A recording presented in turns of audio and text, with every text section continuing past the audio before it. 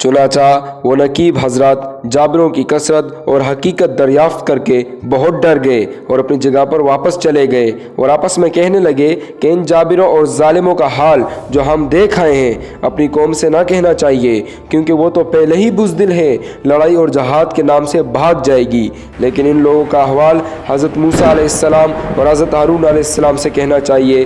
तब हज़रत मूसा अलैहिस्सलाम से वहाँ का हाल बयान किया और नेज़ ये भी बयान किया कि वहाँ के फल फ्रूट भी बहुत बड़े बड़े हैं। अगर एक दाना अनार का निकाल लें तो आदमी सैर हो जाए। इस तरह अंगूर भी बहुत बड़ा देखा, अगर एक दाना खा ले तो जी भर जाएगा और दूसरा ना खाया जाएगा। और फिर फ्रूट जो वहाँ से लाए थे वो हज़रत मूसा अलैहिस्सलाम को दिखाए। हज़रत मूसा अलैहिस्सलाम इनको देखकर बहुत ही मोतजब हुए। बस 10 नकीबों ने अहद शक्री करके अहवाल वहाँ का जो देखा था वो औज बिन अनक के हाथ गिरफ्तार होने के अपनी कौम से कह दिया। लेकिन 2 शख्स यानी यूशा और कालूत ने अहद शक्री ना की, यानी वादा खिलाफी ना की, वादा को नहीं तोड़ा।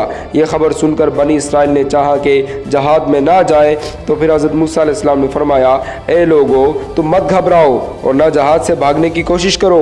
मेरे साथ अल्लाह ताला ने वादा नुसरत फरमाया है कि मैं तुम्हें इन काफिरों पर फतह दूंगा। इधर कौम ने हज़रत मूसा अलैहिस्सलाम से कहा, कौम बोली, ए मूसा वहाँ पर एक शख्स है बड़ी कदो कामत वाला और वो बड़ा ही ज़बरदस्त है, हम वहाँ हरगिज़ ना जाएंगे जब तक वो वहाँ से निकल जाए। अल्लाह ताला की नवाजिश थी इन दोनों पर, और वो यूशा बिन नून और कालूद बिन कता थे और वो दोनों बुज़ुर्ग नेक तबीयत के थे।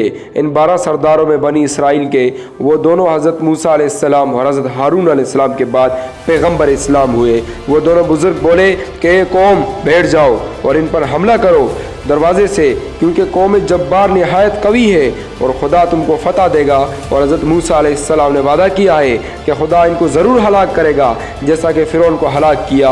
और तुम लोग तो अल्लाह पर यकीन रखते हो, फिर क्यों नहीं इस पर भरोसा करते। इस पर भी वो लोग कहने लगे कि हम हरगिज़ न जाएंगे सारी उम्र जब तक वो वहाँ रहेंगे। ए मूसा तू और तेरा रब दोनों जाकर इनसे लड़ो, हम तो यहीं बैठे रहेंगे। बस हज़रत मूसा अलैहिस्सलाम ने इनसे गुस्सा होकर अल्लाह ताला से बद्दुआ की, जैसा कि अल्लाह रब्बुल इज़्ज़त ने कुरान में फरमाया, बोले मूसा ए रब मेरे इख्तियार में नहीं मगर मेरी जान और मेरा भाई, सो तू जुदाई कर दे हम में और बेहुक्म लोगों को।